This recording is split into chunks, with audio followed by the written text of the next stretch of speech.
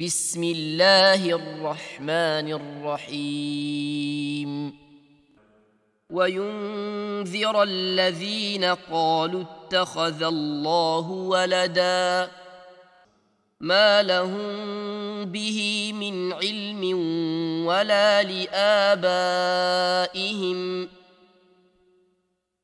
كبرت كلمة تخرج من أفواههم إن يقولون إلا كذبا فلعلك باخع نفسك على آثارهم إن لم يؤمنوا بهذا الحديث أسفا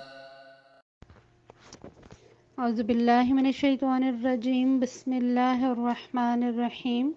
اللہ تعالیٰ فرماتے ہیں سورہ مومن میں الذین یحملون العرش ومن حولہ یسبحون بحمد ربہم ویؤمنون بہ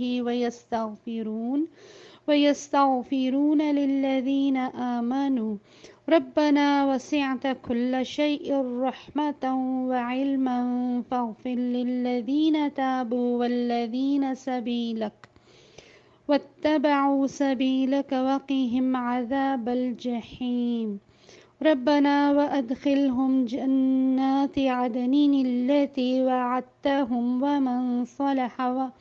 ومن صلح من آبائهم وأزواجهم وذرياتهم إنك أنت العزيز الحكيم وقهم السيئات ومن تق السيئات يومئذ فقد رحمته وذلك هو الفوز العظيم صدق اللہ العظیم۔ اس کا ترجمہ ہے عرش الہی کے حامل فرشتے اور وہ جو عرش کے گرد پیش حاضر رہتے ہیں سب اپنے رب کے حمد کے ساتھ اس کی تسبیح بیان کر رہے ہیں۔ وہ اس پر ایمان رکھتے ہیں اور ایمان لانے والوں کے حق میں دعائیں مغفرت کرتے ہیں۔ وہ کہتے ہیں ہمارے رب تو اپنی رحمت اور اپنے علم کے ساتھ ہر چیز پر چھایا ہوا ہے، پس معاف کر دے اور عذاب دوزخ سے بچا لے ان لوگوں کو جنہوں نے توبہ کی اور تیرا راستہ اختیار کیا، اے ہمارے رب، اور داخل کر ان کو ہمیشہ رہنے والی ان جنتوں میں جن کا تو نے ان سے وعدہ کیا ہے، اور ان کے والدین اور بیویوں اور اولاد میں سے جو صالح ہوں ان کو بھی وہاں ان کے ساتھ ہی پہنچا دے، تو بلا شبہ قادر مطلق اور حکیم ہے، اور بچا دے ان کو برائیوں سے جس کو تو نے قیامت کے دن برائیوں سے بچایا، اس پر تو نے بڑا رحم کیا، یہی بڑی کامیابی ہے۔ اللہ تعالیٰ ہمیں اس کامیابی پر فائز کرے اور اللہ تعالیٰ ہمیں اصلی اور حقیقی کامیابی کی تلاش میں رکھے اور ہم اس کو پالیں۔ ہم اپنا سبق شروع کرتے ہیں اس دعا کے ساتھ، رب یسر ولا تعسر وتمم بالخیر وبک نستعین۔ اپنی نیتوں کو اپنے سبق کی طرف خالص کر لیں، اپنے رب سے کی خوشنودی کے طلبگار ہو جائیں۔ اللہ تعالیٰ ہم سب کے ذہنوں میں ان اسباق کو ثبت کر دے اور ہم اس چیز کو کبھی نہ بھلا پائیں۔ اللہ تعالیٰ ہم سب کے لیے آسانیاں فرمائے۔ ہم مدود کا چیپٹر لے رہے تھے اور ہم نے دو طرح کے مدود، مد فرعی دیکھا، پہلے مد اصلی دیکھا، پھر ہم مد فرعی ہم دیکھ رہے تھے۔ مد فرعی کے ہم نے دیکھا کہ دو اقسام ہیں، مد سبب حمزہ اور مد سبب سکون۔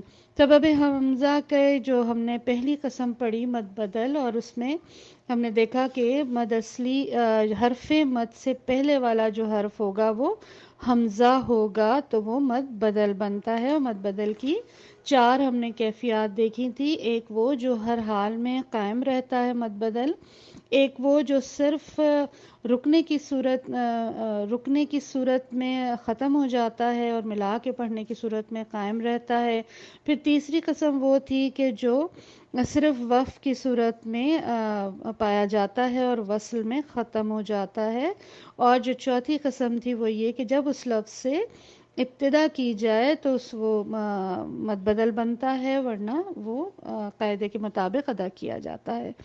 مد بدل کے بعد اب ہم جو دوسری قسم دیکھیں گے مد واجب متصل۔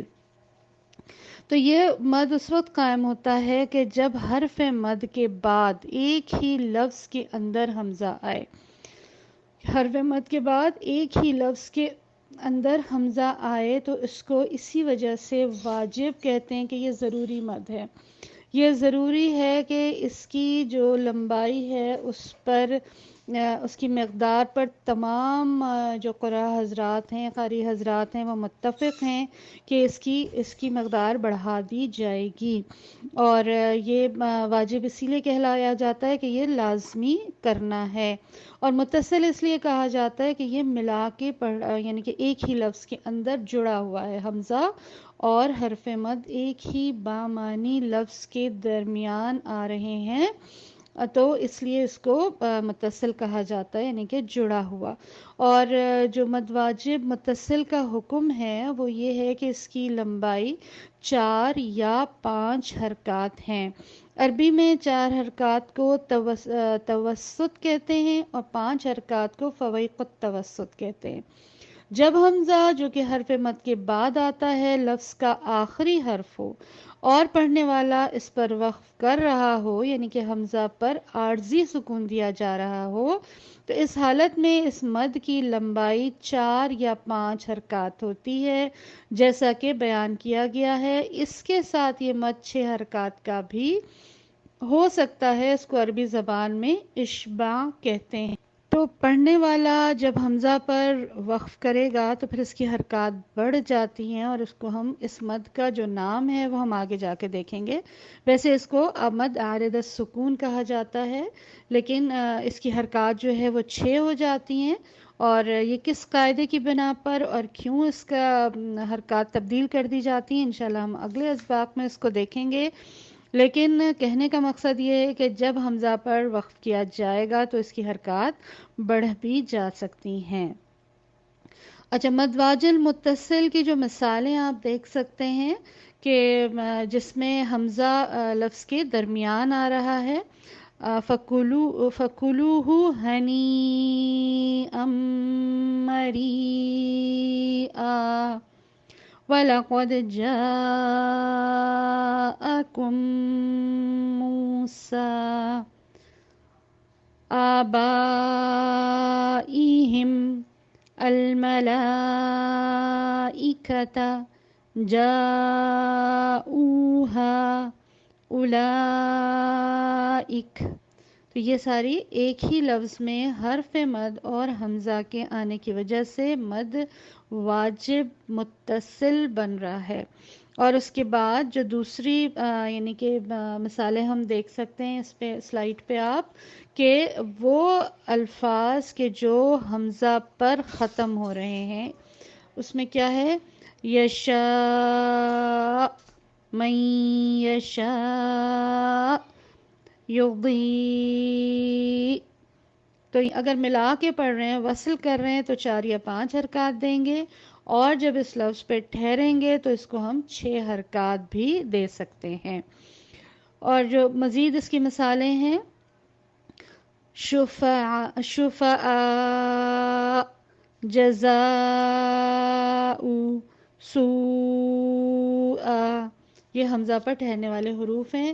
تو اس کو ہم دیکھیں گے کہ ہم کس طرح سے اس پہ وقف کریں گے. اس دفعہ ہم صرف ایک ہی مد لیں گے، مد واجب المتصل، اور انشاءاللہ تاکہ آپ لوگوں کے ذہن میں بہت اچھی طرح سے یہ چیز بیٹھ جائیں، آپ لوگ اپنی تلاوت میں ضرور ان مدود کو تلاش کریں اور ان مدود کی نشاندہی کریں اور انڈر لائن کریں. اللہ تعالیٰ آپ کے اس علم کو، جیسا کہ نبی صلی اللہ علیہ وسلم نے فرمایا کہ علم والوں کو دوسروں کے مقابلے میں ایسی ہی فضیلت حاصل ہے جیسی میری فضیلت، یعنی کہ رسول اللہ صلی اللہ علیہ وسلم کی فضیلت تم میں سے ادنا شخص پر یقیناً اللہ عز و جل کے فرشتے اور آسمان اور زمین والے حتیٰ کہ چونٹی اپنے سوراخ میں اور مچھلیاں تک لوگوں کے معلم کے لیے بھلائی کی دعا کرتی ہیں. یہ ریاض الصالحین کی حدیث ہے، اور ان کا مقام و مرتبہ یہ بھی ہے کہ اللہ کے رسول صلی اللہ علیہ وسلم نے